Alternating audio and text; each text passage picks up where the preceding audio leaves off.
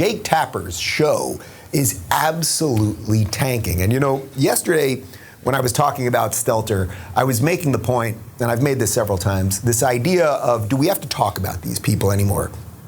And I think it can be argued either way, whether we should talk about them or we shouldn't, right? Because it's like, on one hand, we should just ignore them, and if we just ignored them, maybe they would just go away because very few people are watching.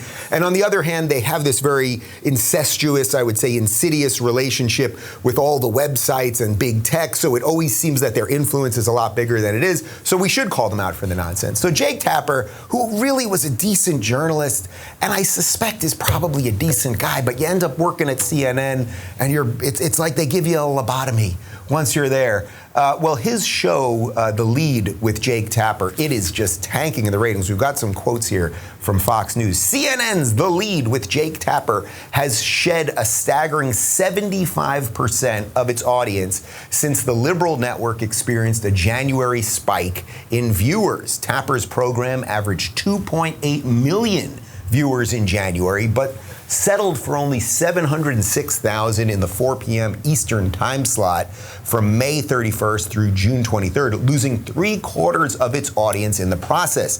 Tapper's second quarter viewership is down 49% compared to the first quarter. Tapper has also lost significant viewers among the key news demographics of adults 25 to 54, dropping 79% of January's audience during the first 3 weeks of June in his time slot. Tapper's show is down 47% in the second quarter compared to Q1 among the category most coveted by advertisers. In April, CNN awarded Tapper with an extra hour and expanded the show from 4 to 6 p.m. Eastern, but the move hasn't paid off in the ratings department for the struggling network. The Lead averaged only 799,000 viewers during the 5 to 6 p.m. Eastern window through June 23rd, while Fox News' The Five averaged 2.6 million during that same time slot, to beat Tapper by a whopping 229%. Okay, look, I don't want you to get completely lost in the numbers there, and ratings this and ratings that, and do Nielsen ratings even make sense anymore? Who's got the little Nielsen box in their television? Like, this isn't 1954.